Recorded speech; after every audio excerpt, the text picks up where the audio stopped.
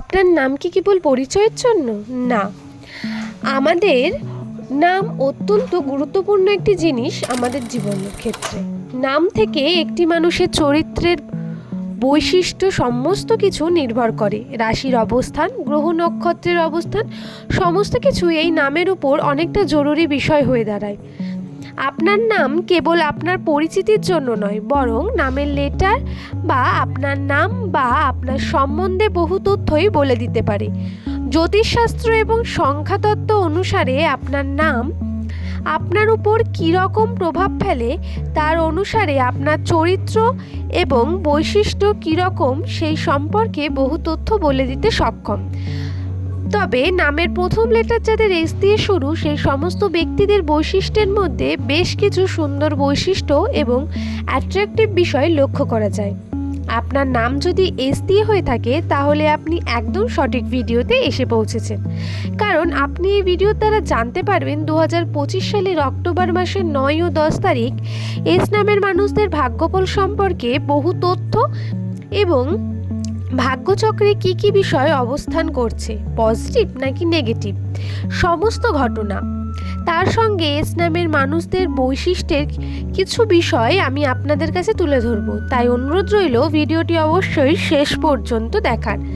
ভালো লাগলে লাইক করে যাবেন এবং আপনার সুন্দর নামটি নিচে কমেন্ট বক্সে কমেন্ট করে যাবেন। এই রকম ভিডিও পেতে আমার চ্যানেলটিকে অবশ্যই সাবস্ক্রাইব করে যাবেন।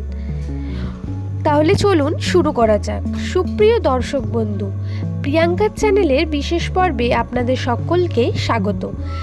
নাম আপনার দ্বারা কিভাবে এফেক্ট করছে সেটি জেনে নিন। সাধারণত এস লেটার দিয়ে হয়ে থাকলে সে সমস্ত ব্যক্তিদের সংখ্যাতত্ত্বের বৈশিষ্ট্য বা মান হয় এক সংখ্যাতত্ত্বের মান, অর্থাৎ সেই ব্যক্তির মধ্যে অত্যন্ত দৃঢ়তা এবং প্রচণ্ড মানসিক বল লক্ষ্য করা যায়।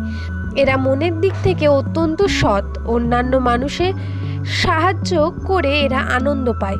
বিপদে পড়া মানুষদের সাহায্য করলে এস নামের মানুষদের রাশি এবং গ্রহ দুটোই পজিটিভ কিছু ঘটনা ঘটে, পজিটিভ পরিবর্তন আসে এবং এদের মনেও অত্যন্ত শান্তি অনুভব হয়। শুধু তাই নয়, আপনার নামের প্রথম লেটার যদি এস হয়ে থাকে আপনি নিশ্চয়ই মেলাতে পারবেন আমি যে কথাগুলো বললাম। আপনি যখনই কোনো কার্য করতে চান তাতে বাধা প্রচণ্ডভাবে আসতে থাকে এবং জীবন অত্যন্ত পরিবর্তনশীল হয়ে যায়। একটি মুহূর্তে আপনার কিছু একটি হবে, আবার অপর মুহূর্তেই আরেক কিছু হয়ে দাঁড়াবে।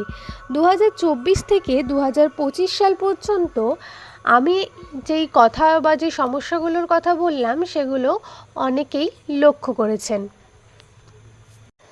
আপনারা যদি আর্থিক দিক থেকে বা আপনারা যদি নতুন কিছু শুরু করতে চান তাহলে কিন্তু বারবার ভেবেচিন্তে আপনি শুরু করবেন, কারণ এই সময়টি আপনাদের জন্য খুব একটি মঙ্গলের হবে না।